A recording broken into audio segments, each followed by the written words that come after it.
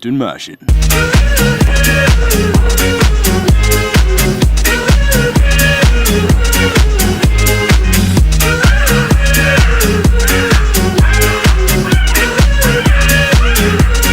Faites une machine.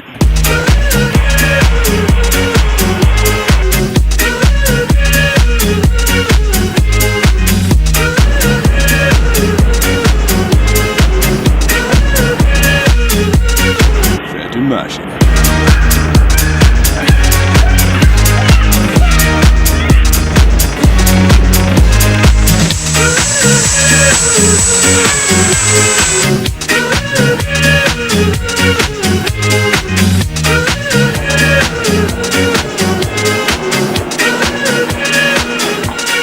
Maudite machine.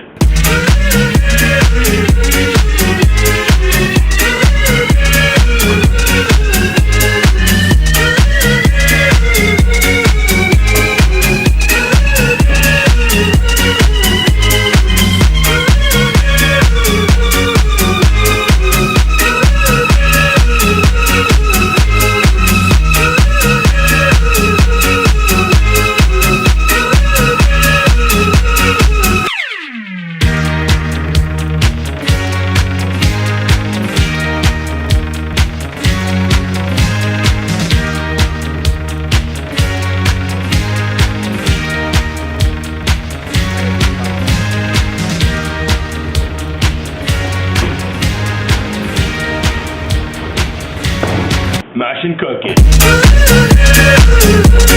Alors bonjour, et voici la machine de délégation de l'École polytechnique de Montréal pour les Jeux de génie 2011. Premièrement, pour se déplacer à l'intérieur du parcours, on a opté pour un système à 3 roues, 2 roues à l'arrière, 1 roue à l'avant, et le moteur, on peut voir ce qui est situé à sur les 2 roues arrière, et puis un différentiel qui s'occupe de barrer pour pouvoir tourner, et c'est en avant qui a un servomoteur afin de pouvoir faire tourner la roue pour la direction. On a acheté un kit de Lego technique et puis ça fonctionne très très bien, c'est très léger, c'est très facile à faire, donc on voit que c'est vraiment des pièces de Lego qu'on a utilisées pour faire le côté plus mécanique.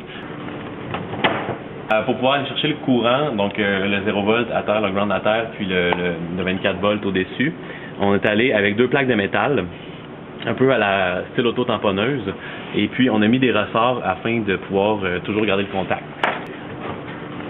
Pour pouvoir se diriger, on utilise 2 capteurs, ici 2 capteurs infrarouges, qu'on a placés directement à la hauteur du sol, un de chaque côté du robot, qui va pouvoir détecter le côté de la piste finalement. Pour pouvoir filmer, on est allé avec une tourelle comme celle-ci, une tourelle à deux cerveaux, donc qui tourne pour aller chercher plusieurs angles. Donc pour pouvoir faire justement cette détection d'image-là, ce traitement d'image-là, un simple microcontrôleur était insuffisant. Alors on est allé opter avec un mini PC comme celle-ci. Par contre, le problème qu'on a rencontré, c'est que on a eu ce PC-là, et puis le convertisseur analogique numérique qui est compris dedans est brûlé, donc il fonctionnait déjà pas dès qu'on l'a reçu. Alors on est allé opter pour un microcontrôleur. Donc ici, on a juste en dessous du PC, on a une carte mère avec un microcontrôleur, une carte mère avec un microcontrôleur juste ici, qui lui, dans le fond, finalement, on va chercher le convertisseur analogique numérique de ce microcontrôleur-là, puis on le ressort par des ports qui correspondent au bit numérique de la valeur. Puis pour la touche finale, finalement, de notre magnifique robot, c'est le magnifique dissipateur de chaleur EPM, dont on est très fiers, qui nous donne une petite touche personnalisée à notre robot, finalement. Machine pas fine.